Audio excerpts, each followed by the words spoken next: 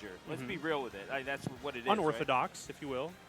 Unorthodox, sure, yeah, but I mean, unorthodox if you're being, let's say, just polite, polite, which I'm not. Okay. But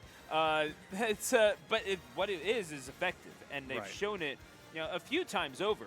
And there's Katie and Luna. How do you, if you have your doubles partner, how do you play into that? Because you know that you don't really face villagers all that much in this game to begin with for a reason. But even then, like, what is it that you're able to?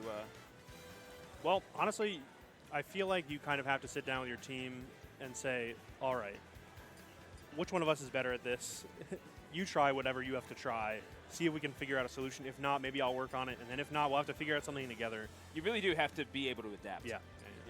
That makes sense. But either way, folks, the whole thing with this is that this is all possible thanks to, in fact, cheeky sponsor, Majesty Gaming. They're hosting Queens brackets for the for women and non-binary peoples. A fantastic organization. Folks, representation matters. You already know that. And these queens are out here hosting the bracket for their fellow queens. You got to love it. Exists to empower women and non-binary persons in esports. Viashare is the founder and owner of all this. And partnering up with Dare Bear just went ahead and made herself the 1 seed. Goodness gracious. Are we gonna discuss? No. It's well, and Dare Bear and Cheeky, as mentioned, are Majesty sponsored. Amazing players, even better people. Credits to the scene, and shout out to Majesty Gaming for making this all possible. Yeah. Big fan, and I definitely love what they're doing too, because we've had sort of some other attempts here and there from independent TOs to try and get some nice side brackets, some representation, some fun things to do, because these tournament weekends are long, and not everyone is in singles for the whole weekend. You need some other stuff to do, and this is a fantastic thing to do as well. Like, I love all the different side brackets we have here, and half of them are pretty much just Majesty Gaming side brackets. So thank you so much. But we are getting into it here. Game 1 on Pokemon Stadium 2, and there it is, the almost sort of mirror match here we have. I mean, we're talking about unorthodox team compositions. Right. Kirby and Isabelle, I don't believe I've ever seen that before. No. I've never seen those two characters on the screen at the same time, let alone working together against a Villager and a Pikachu. It is definitely going to be an interesting dynamic here. We have two different pockets to worry about. Plenty of really interesting tools in terms of the smash attacks, the combos, and the tree, of course, cannot be understated either.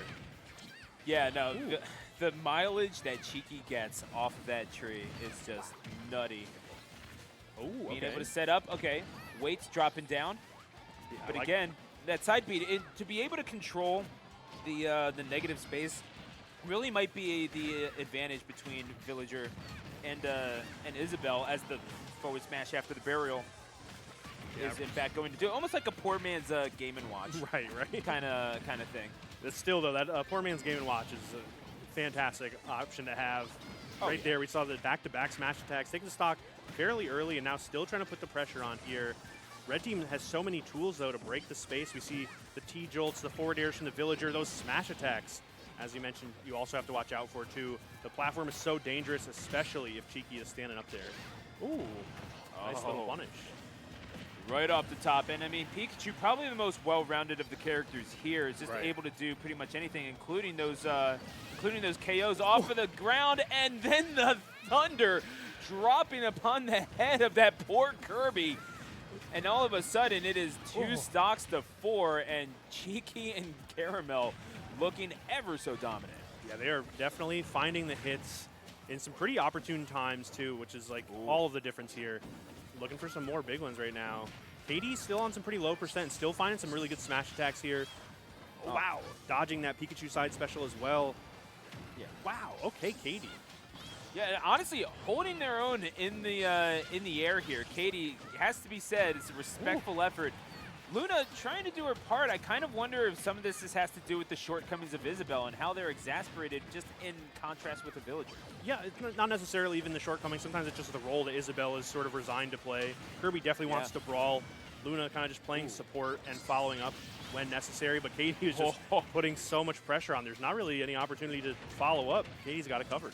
Yeah, I mean, excellent back air to get the KO off the ledge as well by Luna. And again, like, it's not like you're not contributing. No, you're doing an excellent job. And is the unfortunate team KO, it looked like, from Karamel on Cheeky, but was able to very nearly get the KO off of the side.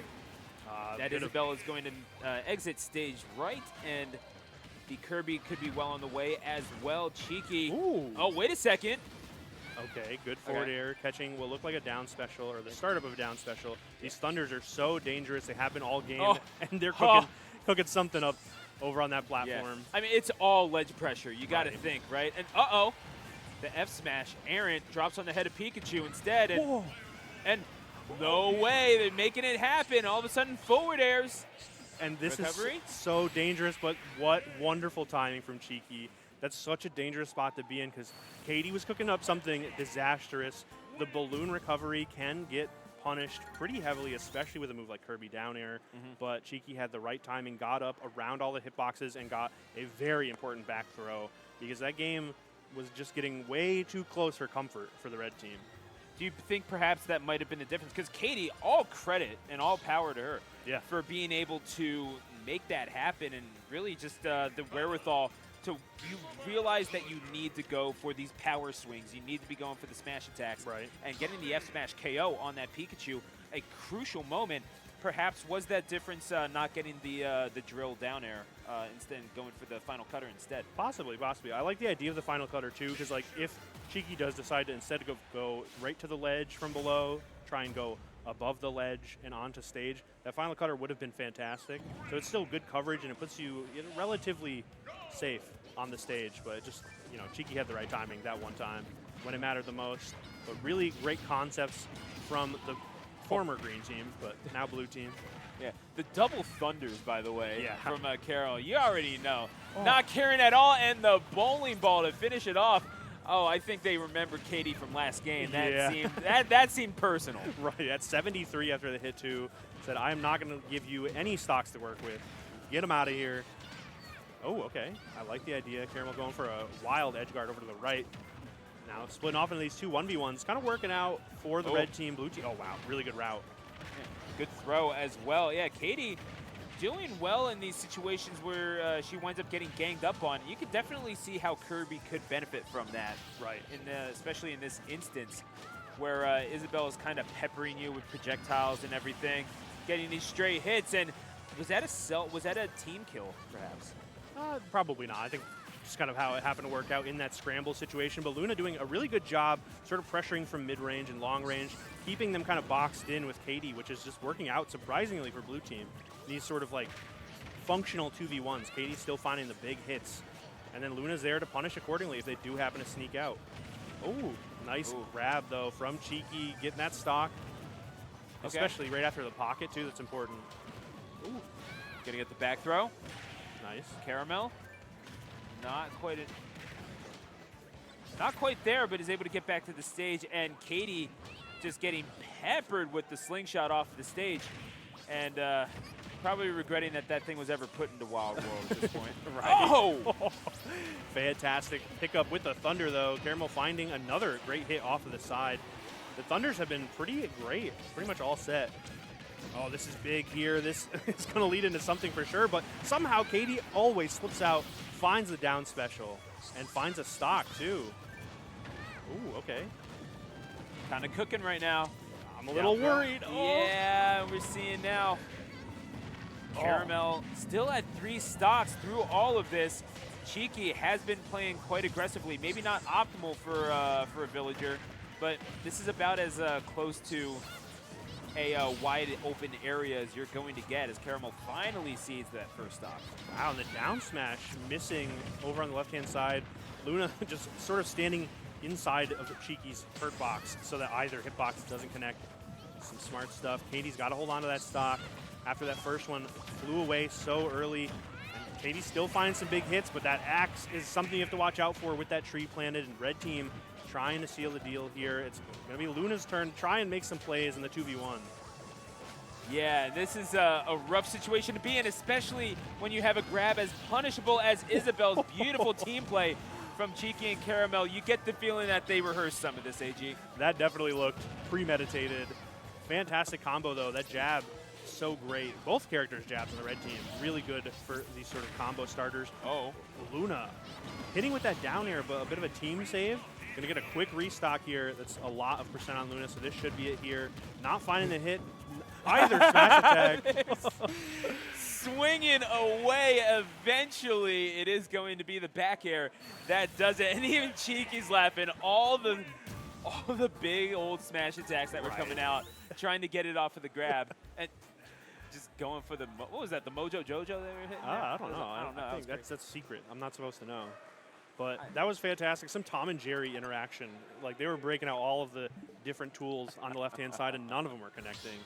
Somehow, it all worked out, though, in the end. That back air, you know, kind of showing Isabel how to do it a little bit. And no, my slingshot is a little bit better. Fantastic game, though. No, and all credit to K80 and Luna. Not a poorly played game in by any sense of the imagination. Just Karamel and Cheeky, you got to think that the edge really did come down to just experience playing together. Right. And the way that they interacted with each other, you can just tell they have this stuff on lock. Yeah, and the part of it, too, is something I talk about a lot in doubles, is that the tempo, if you will, of how the stocks happen to fall and when they do fall. And Katie lost a really early stock to the Villager forward smash on the left-hand side. Had that stock not gone so early, we saw Katie hold on to stocks pretty long the rest of the set. And if that was the case in this game, maybe the 2v1 could have been in the other team's favor, and they could have brought it home and brought us to a game 3. But that is not exactly how it sort of played out in that last game. But definitely still some nice confidence to bring into the alternative bracket, the lower bracket, if you will. Still looking pretty comfortable. That is a dangerous team to run into on the lower side. I'd be sad if I was playing the bracket and I ran into them. I would start like looking at the start GT, like, okay, so if we do lose, we get what, 5th? That's not bad. 7th, you know. Hey, it's just a little something. You know, you get to take that home with you. It's not bad. Anything that you get to take home with you from the 2v2 Queens, certainly something to write home about. And thanks once again to Majesty Gaming for making this all possible. Again, a great organization that exists to empower women and non-binary persons of all sorts everywhere, including here in the DFW area, based out of here. I mean, Dare Bear, Via Share, everything that they're doing for the community certainly cannot be understated. And we're actually going to be seeing them in action coming up next. Right. Speaking of, I believe on the other side of that bracket in winners semis, if I'm not mistaken. Winners semis. It's going to be Dare Bear, who I saw play a little bit of doubles earlier in the weekend, if I'm not mistaken, and played pretty phenomenally, if I remember correctly. Oh, Dare Bear's nasty. Yeah. No, I have seen Dare Bear play. Not someone you really want to be trifling with. Right. And